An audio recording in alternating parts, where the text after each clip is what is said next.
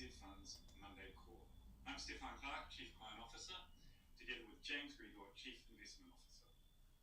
As she herself says, Teresa Gatting is probably better known for her commercial endeavours than her charitable ones. After being CEO of Telecom, co-founding My Food Funds Monday Call. I'm Stefan Clark, Chief Client Officer, together with James Grigor, Chief Investment Officer. As she herself says, Teresa Gatting is probably better known for her commercial endeavours than her charitable ones. After being CEO of Telecom, co-founding My Food Bank, and chairing AIA New Zealand, among other roles. But philanthropy has been important to her from the beginning of her career, and today, her commercial and social interests are coming firmly together. With her sister Angela, a leader in the field of education, former principal, advisor and consultant in New Zealand and abroad, the two sisters have created the Gatting Foundation with a vision to empower the less advantaged, lift women out of situations of inequality, hardship or violence, support young women, Māori and Pacifica into leadership, and lift animals into better lives. Today we will discuss with Teresa and Angela the Gatting Foundation, philanthropy in New Zealand, and leadership in driving positive change in business and beyond. Welcome. Thank you both so much for joining us. It's really exciting to have you here.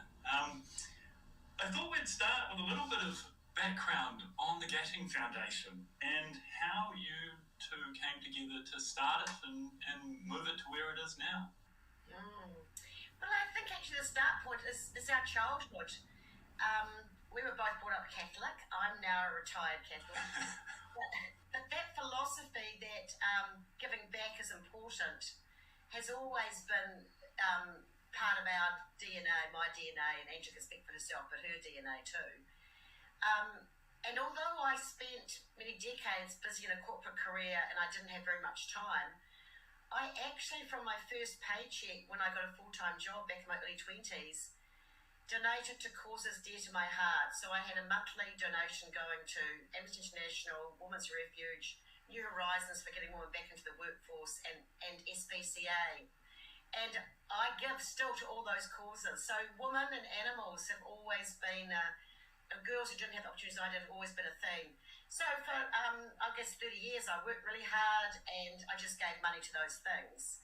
And then when I left Telecom, I spent a long time working with the SPCA, creating a huge, turning the old hospital into an animal hospital. It was a fantastic project and ended up chairing the board and then going on the national board. And so that got me looking at it on a bigger scale, what might be possible if you put labour, energy, skills, volunteers together with money. And then I started supporting Angela in Kaiturituri Ki Papakura, and I realised during lockdown that we had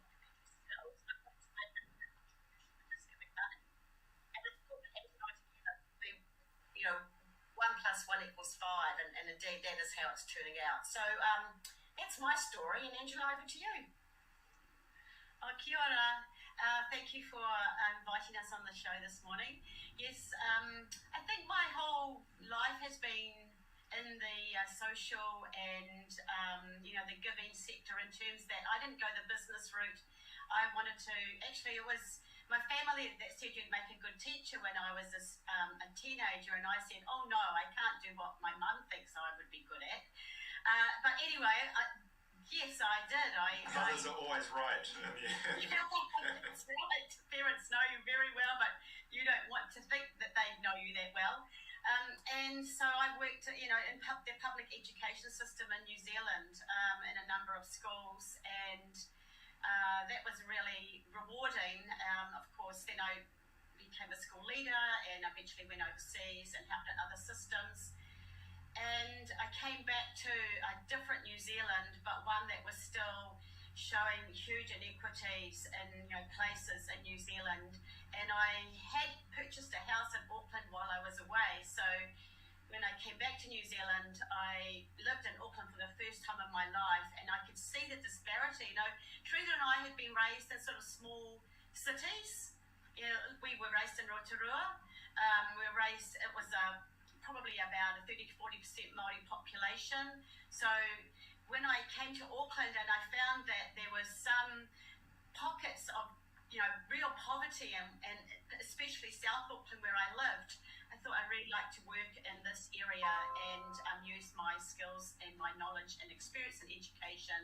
And I was in the right place at the right time to be employed as, first of all, the education program leader at Kotui Tui Ki Papakura, but the first employee, and then build the charity for the trust board that had been established. And that was a really cool experience, and one that I enjoyed immensely. Teresa came knocking on the door. What about the Getty Foundation? And I said, go away, I'm busy and I'm happy and I'm making a difference and I'm building a charitable organisation.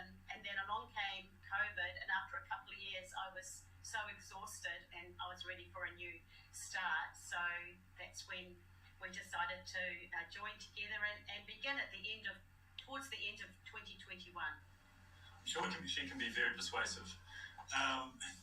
So but I'm a sister, I can say go away, like I know that you love me, even if I say no.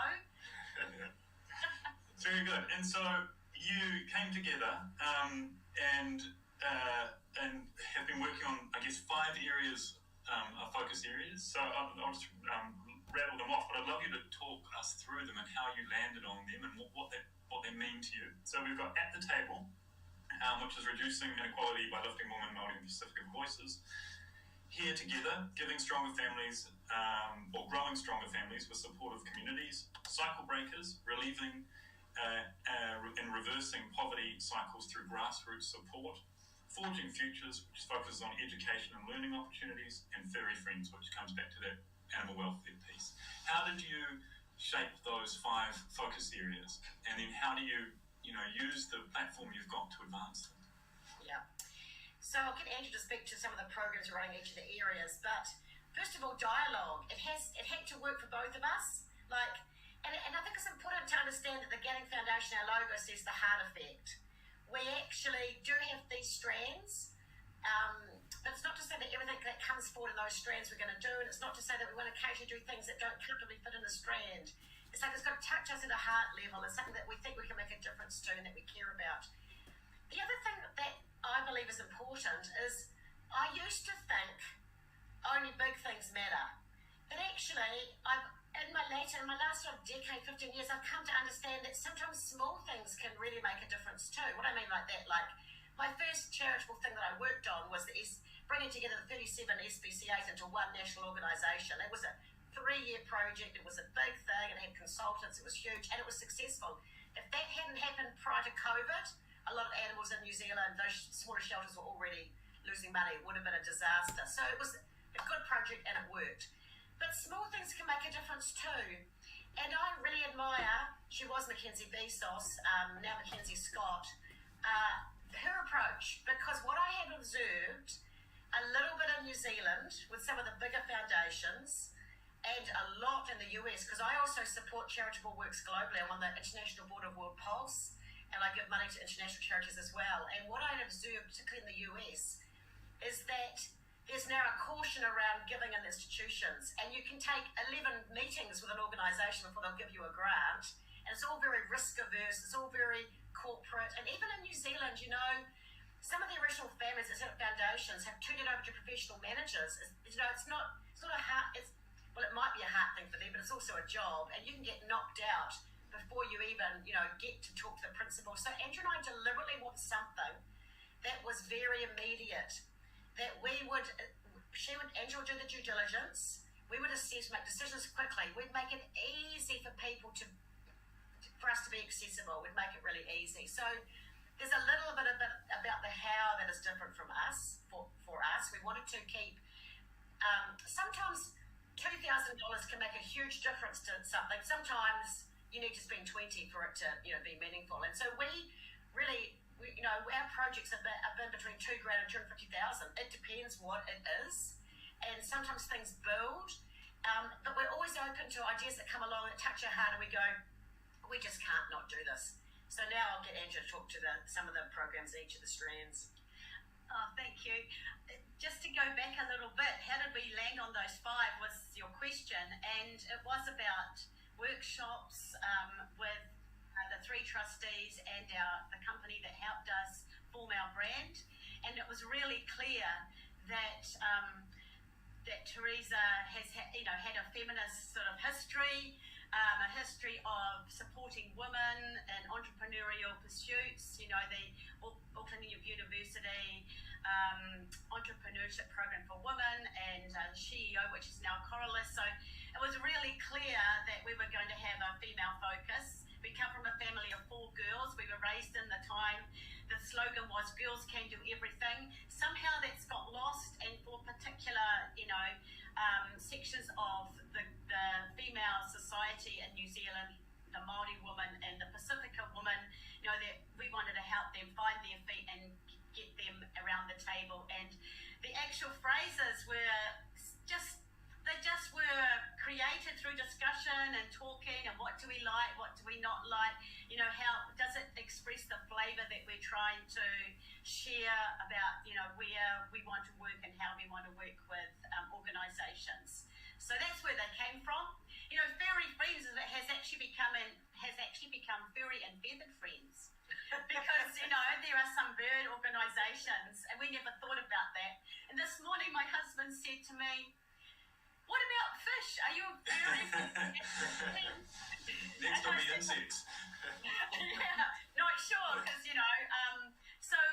so we're open to, as Teresa said, what it is that touches us. And we are supporting different types of organisations in each of those strands. Would you like me to carry on now to explain a couple of them? Yeah, that would be great. Yes, very much so. Okay. So we really want to support girls in education, and we are keen on STEM, and we're also keen on projects that do have a sort of effect through a learning, pipeline from primary, secondary, tertiary or training, and then internship or work experience and employment. And that is the key to link the opportunities for young girls through their early life into what's their first job, or are they going to be a young entrepreneur, whatever, if that's the case, if they want to do that. Angela, can I interrupt you on that? I totally coincidentally, my sister lives in the UK, and she's a chemical engineer that went to university at Canterbury, and in her class she was the only woman. And it just so the reason I was talking to her about this particular topic was on national radio this morning. They were talking about the lack of engineers, and they were going on about lack of tradespeople courses or something. And she goes, all of that is, we're quite frank with each other, BS. And she said, if you want to increase the number of engineers in New Zealand or globally, you need to get women, half the population aren't training as engineers. And she said the whole problem isn't at university, which it is. The whole problem is even the education around mathematics and physics and all these subjects, and the way they teach women is just totally wrong. And she said it was done in a way that was all aimed at men and boys and how they learn, and so all of a sudden for women, maths isn't as cool. And so somehow other subjects you've got law firms now that have more women than men in their junior ranks, at least. And I think we've still got an issue at leadership level. But how do you even, these are such big structural issues in the education system. It must be overwhelming sitting there and thinking how we're going to make these changes to really make a significant change. When you put together some of these programs, is it one step at a time? Is it aspirational change? What do you think about? I think it's working at all different levels when you get the opportunity. I can see that Teresa's got some thoughts that she wants to share. Well, Angela can talk to the program she was working on in terms of at the teacher level, in terms of training, what needs to happen. But going back earlier than that, it's like it starts before university. It always starts before university. By the time I went to university, I was already going to be successful. I'd been ducks. I'd come from a happy family. Book learning was important. I read a book a week, etc. Starts before that. So we've like 2 of the programs we've got at the moment, one of them is working in South Auckland, and it's like a recovery program. It's taking some of the girls who got lost in COVID. They didn't go into education.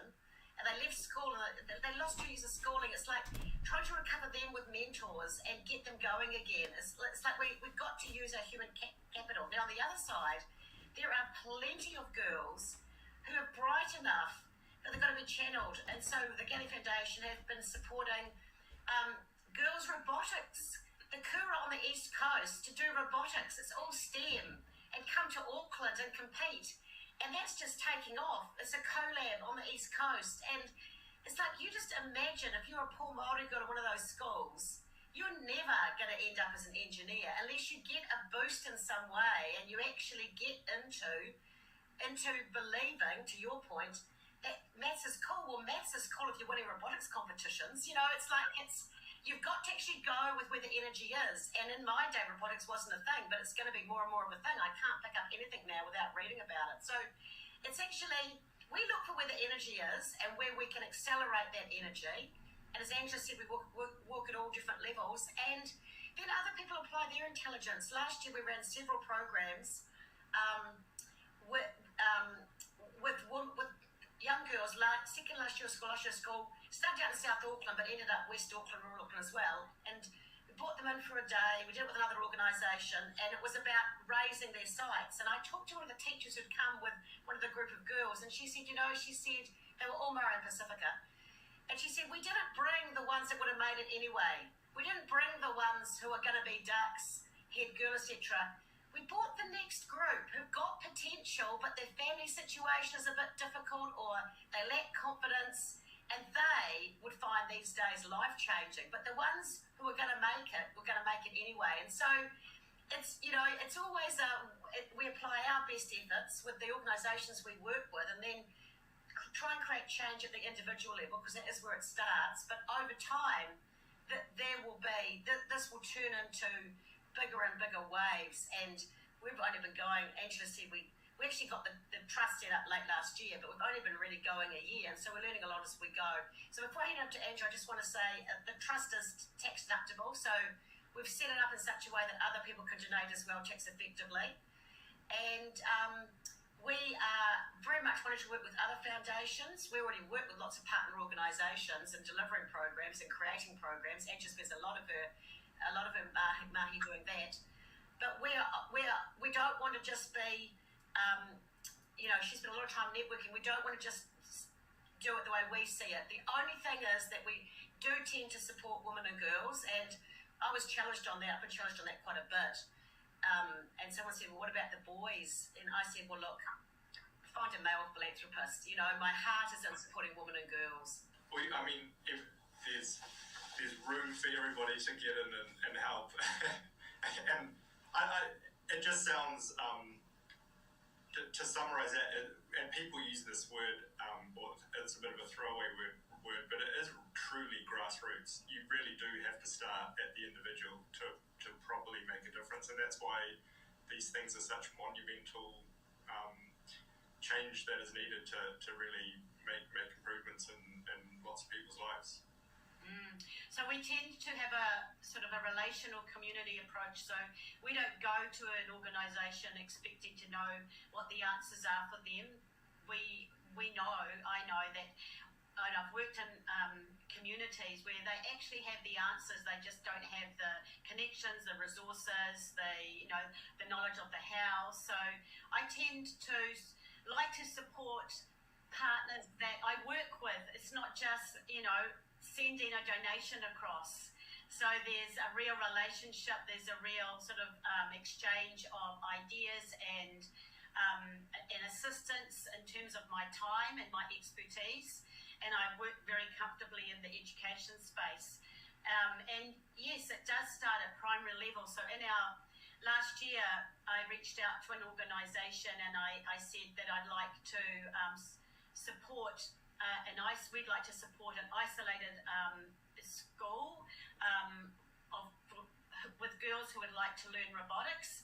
And we were connected with this kura on the East Coast, as Teresa mentioned, and they were equipped with the equipment from our donation, and then they went to Lower Hutt for the national championships, and they won the Judges Award.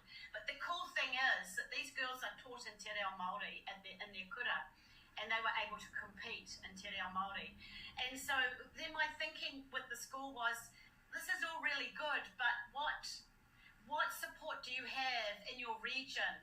So you have to travel a long distance to learn and to they do scrimmages, is what it's called, the regional competitions. And so then when I connected with a kaupapa Māori organisation working in Te Raiwhiti Gisborne, I said, are there other kura with other girls in those kura that would like to work together, the teachers work together to learn, and the girls be equipped with this robotics equipment, and they could learn together, they could have their regional competitions. They're still travelling because that coast is, as we know, it's a long coast and the roads are really poor. So this is where I said to the collab, go back, talk to your community, and come back to me when your ideas about what it is that would really lift girls in the region. And so that's where this project, which will now include this year up to 10 new schools, has come from. And it hasn't got a name yet. I'm waiting for the community to give the name to this project. And then last week I had a meeting with another foundation that works in the from high school to university space with scholarships and mentoring and paid internships. And he said, I would love in the future to connect our program with this program for the girls that have come through those Kohini robotics programs. So it's like, yeah, stuff will sort of like It almost snowballs and Just give it a bit of a push, and then off it goes. And then off it goes. It's not like we've come along determining what it is that we want to do. It's about the communities and relationships with our partners seeing need and designing as we go. One of my questions was, which just on this, was, Teresa, you've been quoted saying there's too much saviorism, and that groups and communities know what they need, they just need to be supported to make it happen. And I guess this is it, right, as you put the trust in. Angela just said it so articulately. From a feminist perspective, I am not in the woman should learn to lean in school. I'm in the fix the system, not the woman, which is, it's like, so, but Angela just was expressed beautifully what that is. I cringe occasionally when I hear well-meaning Pākehā say something and I think, gosh, I won't name names here, but I'll just give you an example. I was at a gathering about 2 years ago, nearly all Pākehā woman, but the guest speaker was a very well-known, very high-profile, very high mana Māori woman. And she was a Pākehā woman about my age, stood up and said, how can we get more Māori women into our organisation?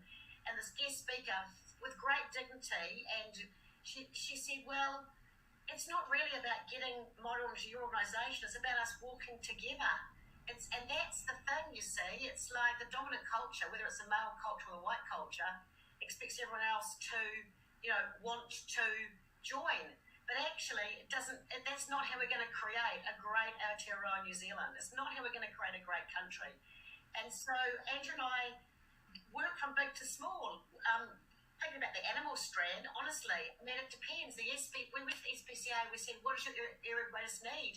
They said, we need a truck for the far north, because the far north is huge distances. There's horses, there's dogs, there's everything up there, and our truck's basically way out of life. And so we respond to, now that case doesn't require work, that just requires money.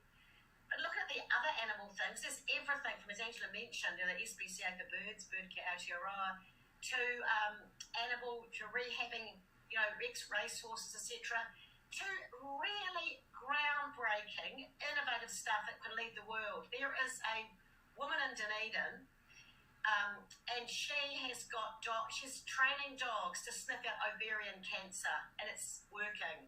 Now, ovarian cancer is hard to detect. By the time a woman has got it, she's got it. It's usually a death sentence. And so, if dogs could sniff it out early, this is something that could be globally a huge deal. So we're surfacing all sorts of things, and that I've already started talking to some of my friends about. We'll have a fundraiser this year, might be for that. So it's like we couldn't have gone looking for something like that.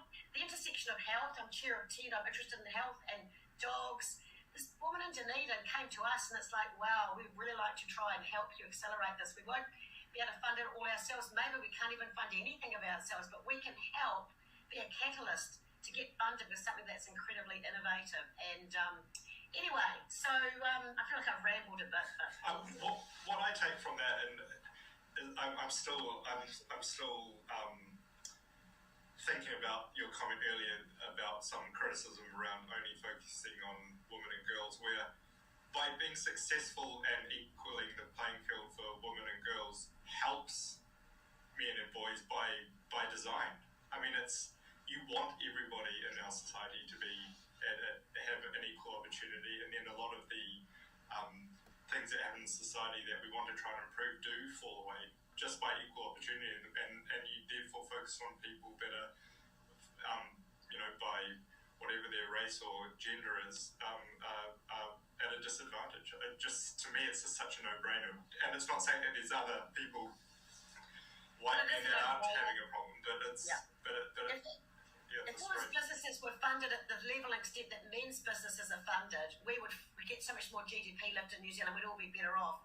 And I do appreciate that if you're a white, sort of 50-year-old man at the moment, this is not as easy a time to be walking around New Zealand looking for jobs or trying to get on boards, because you're competing with the whole population, and in fact you're competing in some situations with organisations that really need to up their Te Ao Māori game, or they need to get a gender balance of at least 40% women on the board, or be under investor pressure. So at an individual level, I think that it's not a particularly comfortable time to be a white man, but at a societal level, it's obvious that that a rising tide, if we would lift all boats, and we'd all be better off. And so, Angela, with the robotics, obviously the snowball is now moving forward. Where did you see that developing to? I think it's a great example of how I really like the word catalyst before. A little idea becomes something of quite a bit bigger, and if you've got 10 schools now and they're competing, do you see that developing further? It could do, but I don't want to... You don't want to drive it, you want to let it happen? No, I don't want to drive it. I don't want to determine the future of it. I want the community to determine the future of it. Then there's so many possibilities. Of course, these kura, they do go right through to year 13, but maybe there's a place for, the Gisborne Girls and Boys High School to somehow be involved, because, they're not kura kaupapa, but they're in that region. Like, that's a possibility. Or we could go to like a group of kura in another place of New Zealand and try a similar thing there. Not the same, because context matters. There are lots of possibilities. It's just we're at the very beginning of this we started last year, the first year. We've got another 3-year commitment that we've made right now, and the people over there are recovering from the cyclone. So the timelines, even in this first 6 months, are going to be relaxed a little to let the recovery happen, because they can't even travel, like in their region at the moment. So one step at a time, and I've learned to be comfortable with that, learned to be comfortable with letting time do its thing, not try and push something and rush something, but see how it develops, and lend the expertise through the process, not have these preconceived ideas of the ideal future, because the people in the community need to create that. I think you've just given sage advice to every single business owner, charity, foundation. I think I couldn't agree more. As I sit here thinking, maybe I should just lay off my team a bit, let them work through the issues we're going through. The idea of philanthropy generally, I mean, it's in New Zealand, it's a different model from, say, the States. And in the States, it's, big institutional public. In New Zealand, it's more anonymous. It's not as much at that institutional level. You don't have these huge foundations providing effectively social services. How do you think about New Zealand philanthropy, and how do you see it developing, and why is it that Kiwis are so private? Okay, so there's a few things. So first of all, New Zealand has a welfare state. I haven't lived in the US, but up until the pandemic, I'd been there every year for work or leisure or whatever. And, you know, they don't have a welfare state effectively. You know, just think about how difficult it was for Obama to get, you know, basic health care out for everyone. Whereas in New Zealand, anyone can rock up to, call an ambulance and rock up to Auckland or Middlemore Hospital or whatever. Like it's a different model. And I think because there's a welfare state in New Zealand, some people go, well, it's the state's job to feed everyone and to do this and to educate everyone, etc. Whereas in the US, there isn't an underpinning, and there is a bit of a history of the wealthy giving back, and you've got the giving pledge. You know, Warren Buffett and Bill Gates giving half their wealth away during their life. I'm not aware of anyone in New Zealand who signed up to that. I mean, we haven't signed up to that. No, not that anyone's asked us, but some of the very wealthy Australian families, some of the billionaire families have signed up to that, but not many. But quite a few in America have. And so there's quite a history about that. On the other hand, New Zealanders are quite generous. I mean, for a crisis, that, you know, the money that's been given through both the Stuff Appeal and the NZ Herald Appeal in the last couple of weeks for cyclone damage, etc., is actually quite generous. So I think it's just emerging in New Zealand. I'm not particularly critical. I think that there's more happening now than there was previously. I believe that the heroes and heroines of our time are people who've been successful and then give back. I don't think we're living in a time in New Zealand or the world where people are admired who just make money and then build or buy gin palaces and, you know, swan off overseas. They're people who give back through money and effort and networks and all of that. It's like that feels like the energy of the moment. So I think this is a bit of a momentum, and the natural disasters will just reinforce that. So again, I think I see around me a lot of people being generous, but on the anonymity thing, I think it's actually, unless what you're doing has a political overtone and you believe in something passionately, but you don't want to get caught in the crossfires of politics, which can easily happen in New Zealand. I've always been public about my donations, and I had this discussion with my best friend Margaret Dukas, who sadly passed away a few years ago, because she was the one that got me into the SPCA, and she and I were the inaugural funders of the new Animal Care Centre, and she wanted to be anonymous and I was happy to be public. And I said, Margaret, you will inspire people if you let your name. It's not like you're showing off. And so she did, and that's exactly what happened. And so I actually think, whether it's the arts or whether it's what we're doing, it's like, I think actually putting your name to it will inspire other people, and it make other people think, okay, well, what can I do? So I'm not a big believer in anonymity, unless I say, as I mentioned, unless it's actually you just want to avoid sort of being criticised, because you can get criticised whatever you do, and you know, people have their own stories and stuff. But on the whole, I think it's better to put your name to it because you can have more impact. It's as simple as that. Leading from the front. Yeah, I mean, I'm aware of a bunch of business people who are very generous as well, and but they choose not to be public. So I think, just anecdotally, there's a shift that needs to happen or should happen if we want, to develop that more in New Zealand and show it. You've both worked in different organisations at different levels of leadership as well. How do you think, now that you've set up the Gatting Foundation, how do you think about leading change? And is it different in your current organisation and what you're doing from the organisations you led as principal CEO, whatever it happened to be? It's obviously a different sector, but a lot of the skills would be, or maybe I'm wrong, would be similar. Well, I think that as I've got older and grown and had more experience, I have become a different leader, I think, and that's just accumulation of learnings and knowledge. But there are some sort of fundamentals, like putting other people first, having time for your organisation, your people. I love the quote, te mea nui o te ao, what is the most important thing of the world, he aha te mea nui o te ao, he tangata, te he tangata. And I've always tried to be approachable as the leader. You know, my open door actually caused a lot of problems for me as a principal, but I tried to keep the door open. So I think that that's something that I've always tried to be, not sort of closeted away as the boss somewhere and you have to make an appointment to see me. I think that's really important. To be working in the organisation. So as a principal, I was always a teacher. I had a class.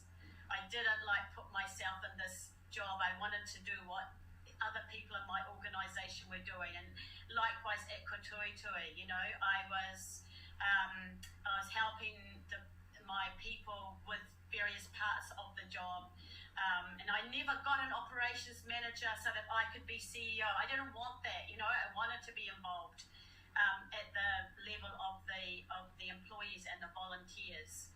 So Teresa's worked in much bigger leadership sort of scenarios where that's probably not so possible, but I'm sure that she will talk from her expertise. I know that she had a huge leadership team, but she was very close to all of them. So I think that you know, the people aspect is also close to her heart. Yeah, most of them are rocking up to my 60th birthday party next week. So that's pretty cool. Happy birthday.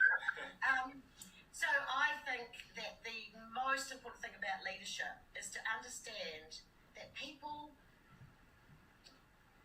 are way more impacted by what you do than what you say.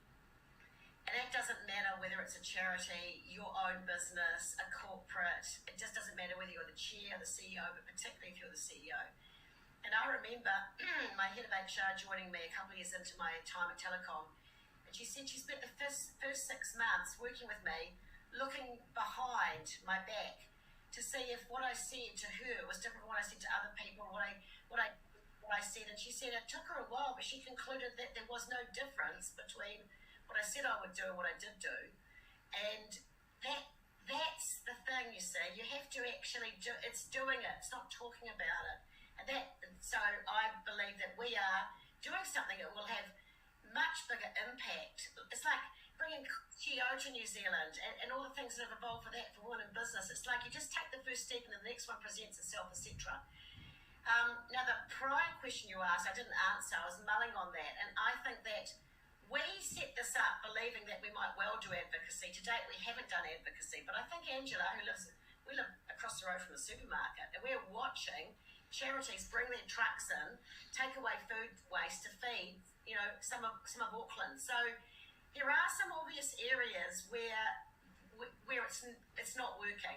Charities are raising money, donations to feed people. I mean, that's just not the New Zealand we want. So that'll be a big conversation for us, you know, as to how much we decide to go into that advocacy space. But you've got to start by understanding, you've got to start by learning, you've got to start by knowing. And so that's, I guess, a servant model role of leadership, rather than assuming we know everything to start with. But Angela spent time working in some of those food recovery places in Auckland, and a lot of those were funded through COVID, and the funding stopped, but the need has not stopped.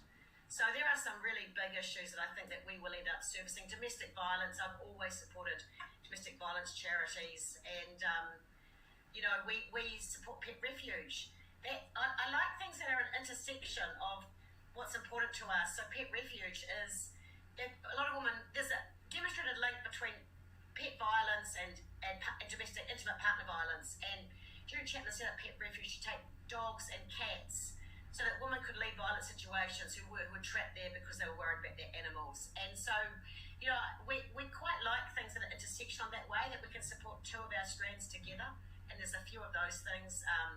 Working with horses, with damaged women, that's you know, that the whole horse whispering thing is real and can be very effective for people who can't easily be reached in a linear talking head psychologist way. So I feel like I'm going around the mulberry bush a bit, but leadership essentially comes back to having such a strong inner conviction and a bias for action that you can inspire by being clear and then getting on with it, and then surrounding yourself with people who have sort of a like focus. They'll be attracted to you like a magnet, and making sure you bring people on board who can collaborate, because no one person ever has all the answers. Absolutely. And I mean, obviously you took a role, you mentioned Telecom with was it 37? Is that right? Yeah. And I got asked, same age as Jacinda, I got asked if I was going to have kids too. I didn't intend to have kids, but Bill English was the same age as, became treasurer at the same age that I became CEO of Telecom. And he had many kids at that time, many kids, 6 kids. No one said, oh, you've got 6 kids, do you think you can be a treasurer? Yeah, you'll have an immense number of learnings, but how do you sort of think about that time then and then how it's different now, and obviously you're still involved in a number of business activities now? Yeah, I'm chair of Global Women, and honestly, the passion and energy behind gender equality and leadership in New Zealand and embracing Te Ao Māori appropriately and building inclusive cultures that are about belonging, not just, representation, is palpable. It's changed out of sight. It's really accelerated in the last 5 years. I see Antonio Watson, CEO of ANZ, talking publicly about menopause. I went through menopause at Telecom quite early. I never would have mentioned it. The board and my team and the media would have been like, what? It's like, so in terms of bringing your real self and making it easier to live a complete life doing those sort of roles, it's got easier. Society has relaxed a bit about, there's so many men now taking paternity leave, parental leave, there's just a bit more, and the pandemic's helped this probably, a bit more feeling that your job isn't everything. So I was stiffer in those days. I was more defended. There was personal subjects were completely off limits, and it's still harder to be a woman. There's still the penalties for failure are still higher, and it's still demonstrably harder to get your business funded if you're an all-woman team compared to a all-male team. That is indisputable. Other than that last comment, which what I'm about to say doesn't relate to it, but the other things you said that have got more relaxed, perhaps, does that make you optimistic about the changes and what therefore society can go through, or is it still, or is it, hang on, it's been 20 years and it's still bloody hard, and we need to make better progress faster?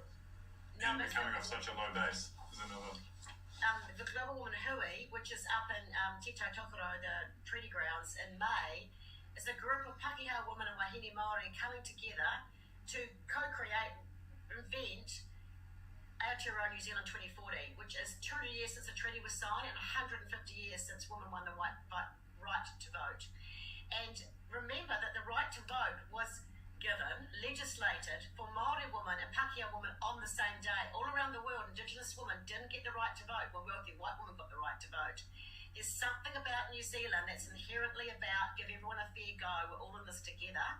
We're small enough and we're big enough. And we are a beacon for the world. We're really well ahead on Indigenous rights when you look at the rest of the world. And I see some of the colleagues in Australia just starting. I go to corporate things in Australia and they acknowledge the Indigenous people. Well, that was the beginning 30, 40 years ago in New Zealand. That turned into treaty settlements, reparations, etc.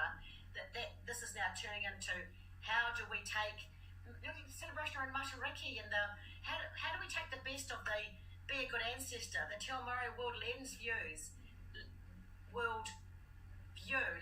Look at that as a lens for life. How do we take the best of that and what we want to celebrate about our culture and bring that together for this whenua and this moana and this place that we've all chosen to live. So I'm very optimistic because I think I'm part of shaping this in New Zealand through everything I'm doing. I'm surrounded by amazing wahine doing the same, and I'm very optimistic that we can do this for our country, and in that we can continue to be a beacon for the world. That's awesome.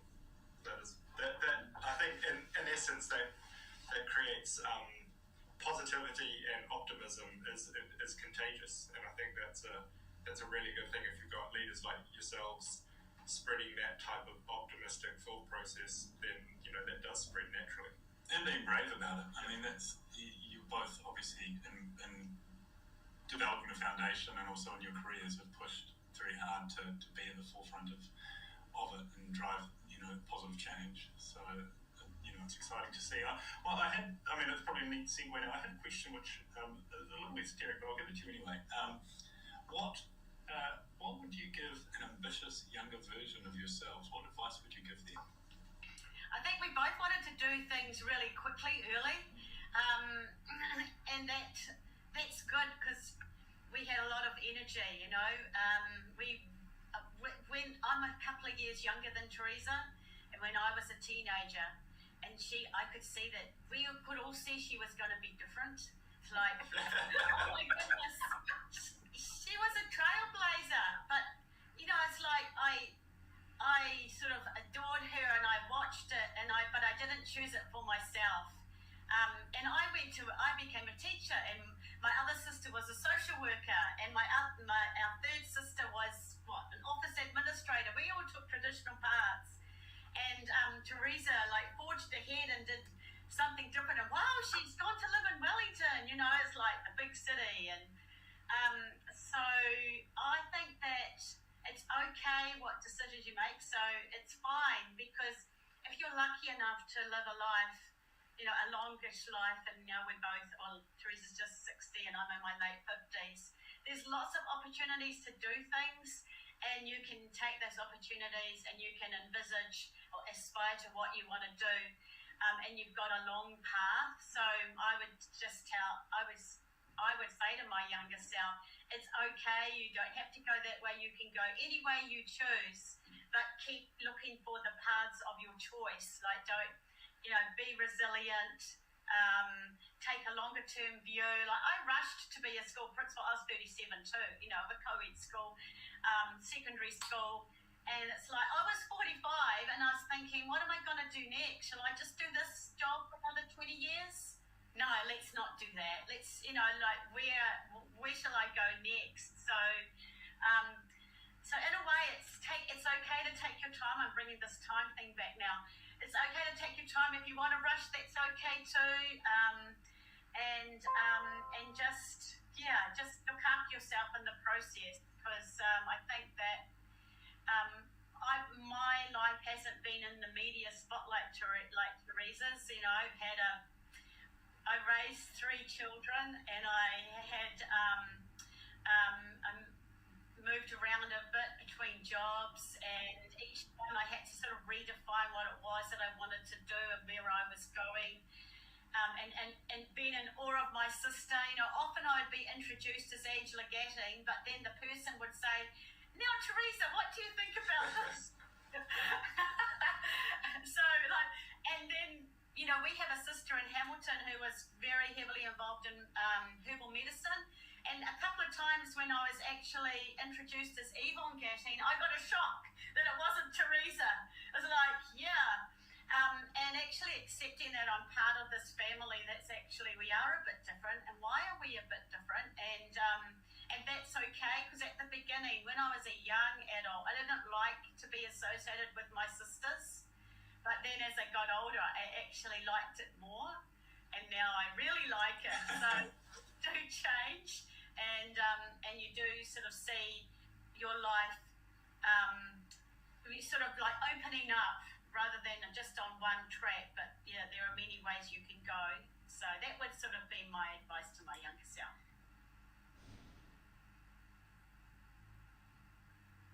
Yeah. So the first thing is I want to acknowledge our wonderful father who died during lockdown. We were with him at the time, but he had been with him all that period.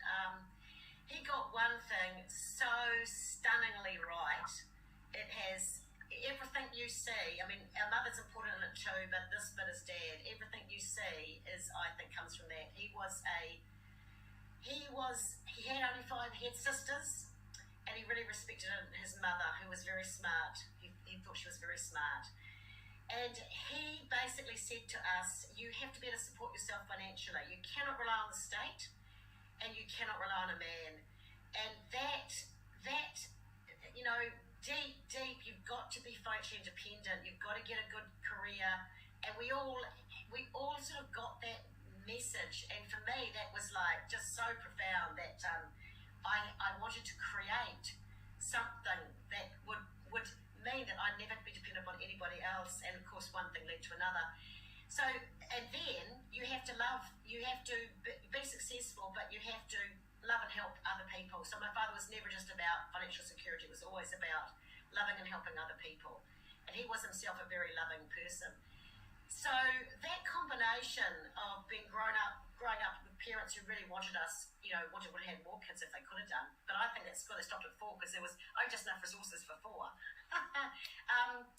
On the other hand, and they were both they were immigrants, and immigrants go, we've got to get on with it. And my advice to my younger self would be, you were right to be focused on a career and building financial security for you and your family, but actually life's a very long time. It's a marathon, not a sprint, and I approach life as a sprint. I've burnt out twice, once in my mid-20s and once in my mid-50s. And so my advice to my younger self would be a bit like Angela's advice, which is, it's great that you can be so focused and so determined, but life is bread and roses, and you need to make sure that you look after your physical body and you look after you have enough joy in other parts of your life, because sometimes things are out of your control and just get, things, you can just get knocked off your axis. I mean, my new house at the beach, I hadn't even moved into, but I've had a house there for 30 years. This is my new house, was the epicenter of the tornado 2 weeks ago. It's had the louvers blown off, the cedar damaged, hadn't even moved in. It was perfect. Literally on Friday, Neve, my wonderful guy who cleans the windows, left it looking perfect, and at 7:45 on Saturday, it got covered in shit, bark everywhere, salt on the windows, cedar at the front and back damaged, some of the roof blown off. It's like, what the hell? It's like, and you think you control life. This was a tornado in Dillon Street, Waihibi. I was going to say, of all the storms, a tornado. Resilience, as Angela said, and just accepting that you can't control life, you can't control other people, you can't control events, and then the two things would be, in life we get to play every part in the play.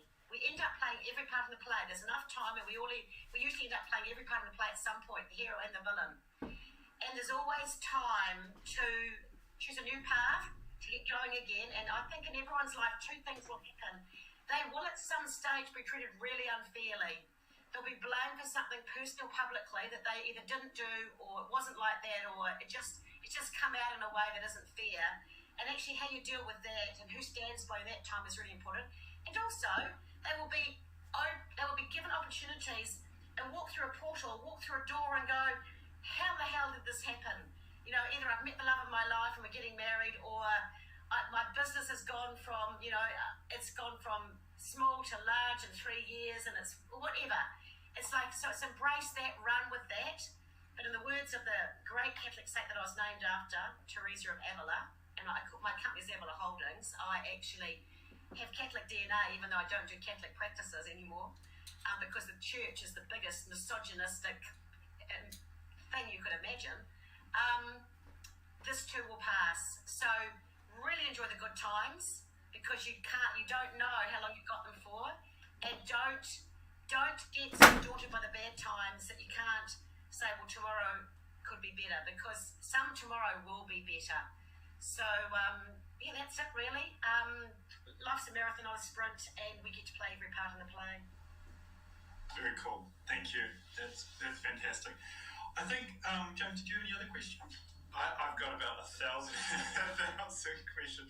I'm just trying to think of words to sort of sum up some of the things I've learned on our call, and I think it feels like for both of you, the places where you've perhaps learned the most about yourselves and your experiences were in the tough times. When you said, Teresa, for example, when someone will say something bad about you, I remember it vividly on some of the blame. You were blamed for telecom re-regulation. I mean, I don't know what you had to do with that, but apparently, and it was an achievement. It was your fault. Yeah, it was your living good achievement if you managed to cause that, considering you're not the government. But I mean, man, those sorts of events must be awful at the time. Now we all go through a different type of that event, no matter what we're doing. But coming through that, like you said, and this too shall pass.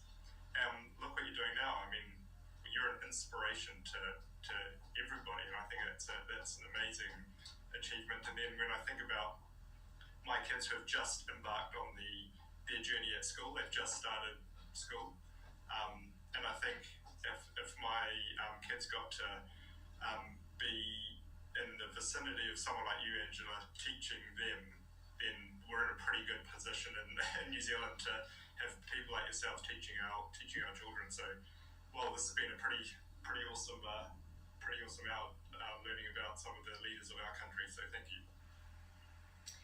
Thank you. If there's anyone out there, just go to our website and then you'll get Angela. And because we're happy to look at programs, co-create, take donations, take ideas.